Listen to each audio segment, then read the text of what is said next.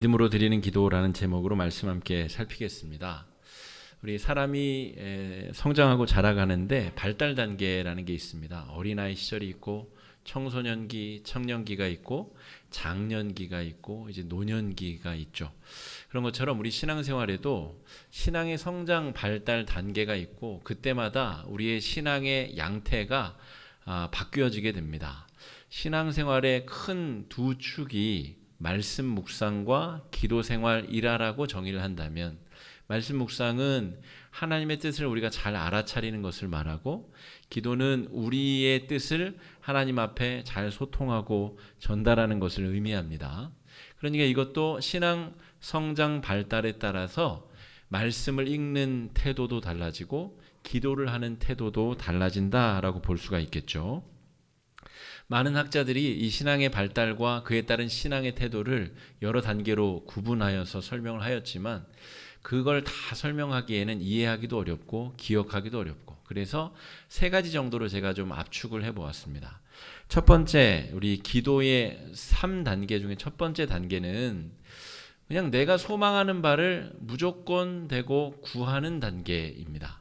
우리 신앙에 처음 발을 들여놓은 새 가족이나 이제 막 신앙생활을 시작한 분들은 어떻게 기도해야 되는지, 기도를 어떻게 시작해야 되는지, 무슨 말을 해야 되는지, 어떻게 맞춰야 되는지를 알지 못하기 때문에 그냥 내 마음속에 있는 소망과 바람들을 그냥 계속해서 열거하고 나열하고, 그것이 이루어질 때까지 반복적으로 계속 이야기하는 형태의 기도를 할 수밖에 없겠죠. 마치 우리 어린 자녀들이 부모에게 자신이 원하는 것을 계속해서 바라고 욕망하고 소망하는 것과 유사합니다. 그런데 대부분 부모들이 그것을 들어주죠. 그런데 그 아이가 이걸 들어줬을 때 해로운 일을 당하거나 아니면 위험하거나 좋지 않을 때는 무슨 일이 있어도 부모가 들어주지 않겠죠. 그래서 이 첫 번째 기도의 단계에는 그 초창기에 새 가족이 드리는 그 정말 순수하고 맑은 기도, 그런 기도의 내용이다, 이렇게 볼 수가 있겠습니다. 두 번째 단계는 저와 여러분 우리 모두가 대부분 머물러 있는 단계라고 볼 수 있는데, 내 뜻과 하나님의 뜻이 이게 같은가를 생각해 보는 단계입니다. 아이가 조금 성장하게 되면 내가 이걸 말했을 때 엄마 아빠의 표정이 이상하게 변한다든지 잘 안 들어준다든지 오히려 화를 낸다든지, 그래서 내가 바라는 게 부모의 뜻과 다른가?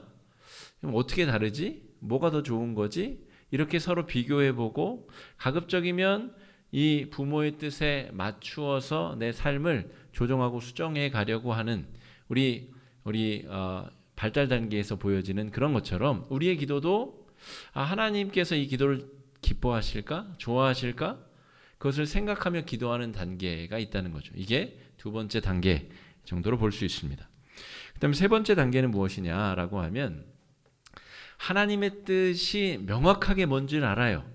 바른 기도 생활을 하려면 말씀을 먼저 읽고 말씀에서 나에게 뭘 바라는지를 정확하게 알아차려야 거기에 맞게 기도할 수 있겠죠.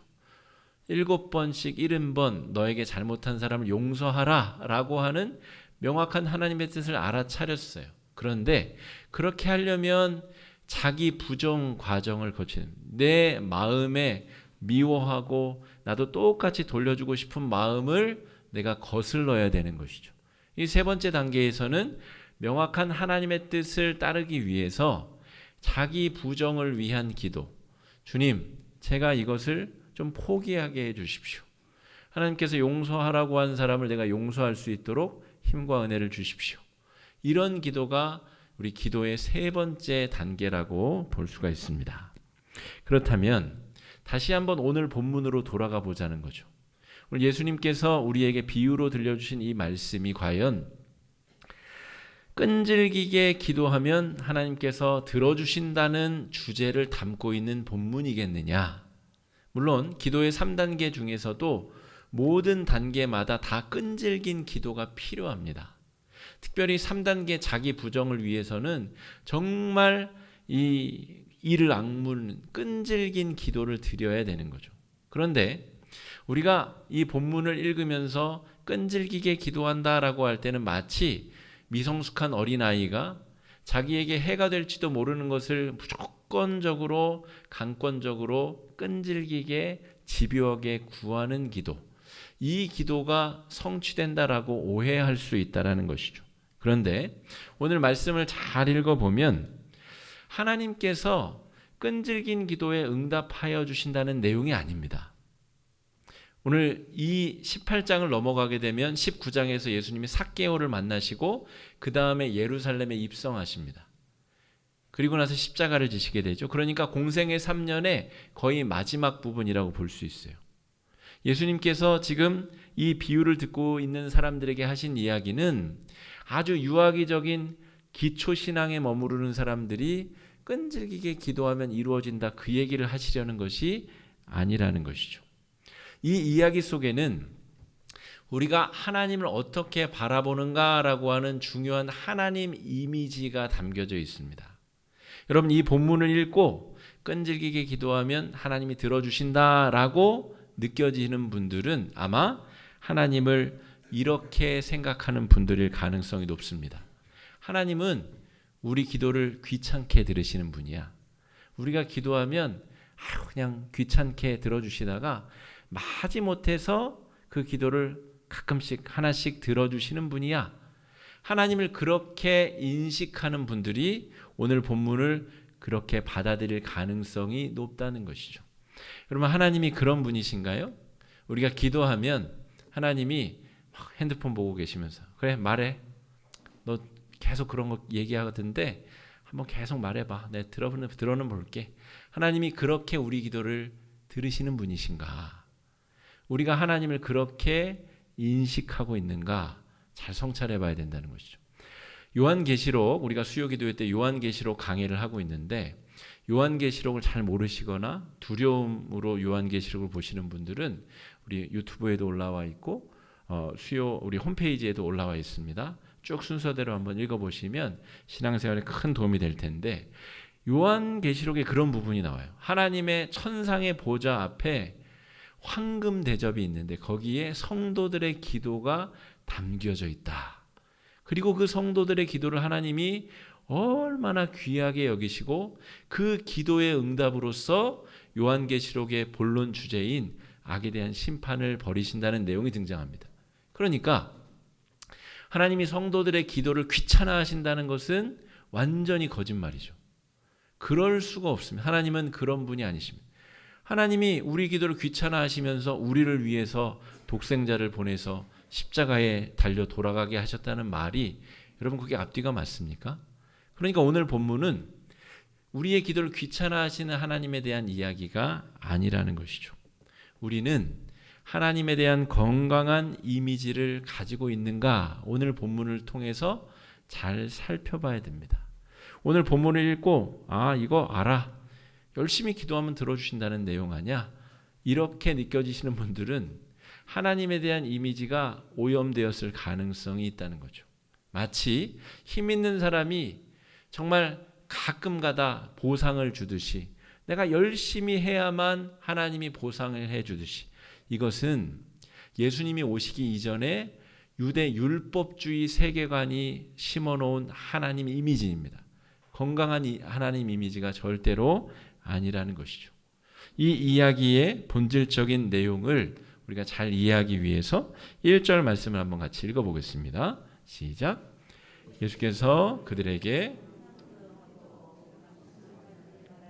비유로 말씀하여. 아니 목사님 아닌데요? 항상 기도하고 낙심하지 말라고 여기 써 있네요. 그런 목적으로 이 비유를 하셨다고 써 있는데요. 그런데 이 앞쪽에 제가 그들의 노란색을 칠해놨습니다. 이 이야기를 듣는 사람들이 누구냐, 이게 굉장히 중요합니다. 예수님께서 비유를 하실 때는 아무한테나 막 하신 게 아니라 특별히 그 비유를 들어야 될 사람들이 있는데, 그들이 누구냐면 16장에서부터 19장까지에 등장하는 연약하고 힘없고 병들고 구원에서 완전히 배제된 사람들에게 들려주시는 비유의 말씀입니다. 그래서 오늘 비유에 과부라고 하는 사람이 등장하는데, 이 과부는 소망을 잃어버린 절대 약자를 대표하는 사람입니다. 제가 우리 16장에서도 우리 이 부자와 거지 나사로 이야기를 설교할 때도 이 사람은 소망이 없는 사람이다라고 말씀을 드렸고, 우리 10명의 문둥병자 이야기를 할 때도 정말 소망이 없는 사람들, 다시 회복 갱생하여 집으로 돌아갈 희망이 없는 사람들, 계속해서 16장에서부터 19장까지 그런 사람들 이야기가 차고 넘치고 있어요. 19장에서 여리고성의 세리장, 세무부 부장 우리 삭개오를 만나죠. 세리, 문둥병자, 장애인, 또 여러 범죄를 저지른 사람들, 계속해서 이 사람들이 이 18장을 둘러싸고 있습니다. 그들에게 하고 계시는 이야기예요. 너희들이 구원의 소망이 없다라고 절망에 빠져 있는데 그것이 아니다. 항상 기도하고 낙심하지 아니하면 너희도 구원받을 수 있어. 그 얘기를 하시는 겁니다. 제가 몇 주 전에 토요일 날 로또 산 이야기를 했죠. 로또에 당첨될 확률이 얼마인지 아세요? 800만 장을 살면 당첨될 수 있습니다. 800만 6개 그걸 사는 걸 800만 개를 사면 한 장이 당첨될 확률이 있는 거죠. 그러니까 제가 한 번에 800만 개를 사면 1등 당첨될 확률이 있는 거죠. 근데 그 와중에 또 다른 사람들이 더 많이 사니까 당첨 확률은 더 줄어들겠죠. 그런데 지금 과부가 상징하는 여러 죄인들이 구원받고 하나님의 자녀가 될 확률이 얼만큼이냐? 없습니다. 800만 분의 1도 안 돼요. 아예 확률이 제로에 가까운 게 아니라 제로 상태. 문둥병자가 구원받고 집에 들어가서 하나님의 자녀가 된다? 확률이 0입니다. 거지 나사로가 구원받고 천국에 간다? 그래서 16장에 거지 나사로가 천국 간 비유가 충격적인 이유가 거기에 있습니다. 이 사람은 구원받으면 안 되는데 왜 아브라함 품에 안겨 있지? 구원받을 수 없는 사람들에게 예수님께서 포기하지 마라, 낙심하지 마라. 이제 내가 저 예루살렘에 올라가면 무슨 소문이 너희에게 들릴 것인데 그 사건 때문에 희망이 없는 너희들에게 구원이 선사될 것이다. 절대로 낙심하지 말고 포기하지 말고 끊임없이 구원의 밧줄을 믿고 기다려라. 오늘 본문은 그 이야기를 하고 있는 것입니다. 아무거나 원하는 대로 막 구하고 끊임없이 쉬지 않고 기도하면 하나님이 들어주신다는 그런 천박한 내용을 담고 있는 것이 아니라는 것이죠. 엘리야가 갈멜산 위에서 바알과 아세라 선지자 850명과 결투를 벌입니다. 머머링, 영어 단어로 머머링, 중얼중얼한다. 그게 중언부언의 기도 내용입니다. 주문을 계속 반복하면 그들이 믿는 신이 기도를 들어준다는 아주 왜곡된 신앙이죠. 기도를 안 들어주니까 어떻게 하죠? 그 제사장들이 채찍에다가 쇠꼬챙이 돌을 달아가지고 자기 몸을 채찍질하면서 자해 행위를 합니다. 이렇게까지 하는데 안 들어줄 거야? 우리 애들이 부모에게 막 길바닥에 들어놓아가지고 막 울부짖는 것처럼 그런 정도의 기도를 예수님께서 우리에게 지금 가르쳐주고 계신가? 절대 아니라는 거죠. 구원에서 완벽히 배제된 사람들에게 아직 끝이 아니야. 희망을 놓지 마라. 내가 이제 예루살렘에 올라가서 무슨 일을 할 건데 그렇게 되면 그 사건의 비밀을 통해서 너희들은 하나님의 자녀가 되고 구원을 받게 될 거야. 절대로 포기하지 말아라 라고 이야기해주고 계신 것이죠. 그러니까 오늘 본문의 주제는 구원을 어떻게 받을 수 있는가에 대한 이야기이지 네가 욕망하는 바가 어떤 식으로 이루어지는지에 대한 이야기가 아니다 라고 하는 것이죠. 과부는 세리와 귀신 들린 자, 장애인, 간음하다가 잡혀온 여자, 성경의 복음서에 등장하는 그 수많은 죄인들, 그 사람들은 절망 가운데 800만 분의 1도 안 되는 아주 적은 확률의 구원의 소망을 걸고 있는 사람들에게 아니다. 너희들도 구원받을 수 있다. 하나님이 너희에게 무슨 일이든 하실 것이다 라고 이야기하고 있는 것이죠. 여러분 이때 필요한 게 믿음입니다. 아무런 희망과 가능성이 없는데 뭔가를 소망해야 돼요. 그러려면 반드시 필요한 게 믿음이고 믿음 말고는 가지고 있을 게 없습니다. 그래서 예수님이 내가 이 세상에 다시 올 때에 믿음을 보겠느냐 8절에 믿음에 대한 이야기를 하고 계신 것이죠. 오늘 이 비유의 이야기로 다시 돌아가 봅시다. 한 과부가 있었어요. 과부는 어떤 사람입니까? 남편이 일찍 죽은 사람이죠. 그리고 자녀들 부양해야 될 자녀들이 있을 텐데 우리나라 조선시대보다 이 유대 율법 사회는 훨씬 가부장주의, 남성 중심의 사회이고 재산의 거의 대부분이라는 말은 99.999%가 남성 자식들에게만 상속이 됩니다. 그래서 성경에 보면 슬로브앗의 딸들이 우리에게도 재산을 좀 남겨주십시오 하는 이야기가 아주 의미 있게 기록이 된 부분이 있습니다. 바꿔 말하면 남성 중심의 사회 속에서 남성이 죽게 되면 그에 속한 부인, 자녀들의 운명이 완전히 나락으로 떨어진다는 것을 의미합니다. 그러니까 병에 걸린 사람, 어떤 운명에 의해서 세리가 된 사람, 가늠하다 붙잡혀온 사람, 그 모든 사람들을 통칭할 수 있는 집단이 과부들입니다. 그래서 여러분, 하나님이 율법을 주실 때 추수할 때 나달들을 거두지 마라, 내버려 두어라 라고 이야기를 해주시는데 그 나달을 걷어갈 수 있는 사람이 누구냐면 첫 번째가 과부입니다. 두 번째가 여행자들, 거지들. 그거 걷어다가 주워 먹는 사람들이에요. 과부들이. 그 주워다가 자식들 한 끼 한 끼 연명해서 먹여야 되는 사람들이 과부들이라고요. 이 사람들에게 어떻게 구원이 가능합니까? 어떻게 구원이 있을 수 있겠어요? 그러니까 오늘 이 과부가 억울한 일을 당해. 게다가 예를 들어서 그런 이야기는 성경에 등장하지 않는데 남편이 어떤 유산을 물려주었는데 어떤 악당이 사기쳐서 그 유산을 가로채서 싹 사기를 쳤다고 생각을 해봅시다. 이 과부에게 억울한 일이 생겼어요. 그래서 재판장에게 찾아가서 제발 좀 도와주십시오.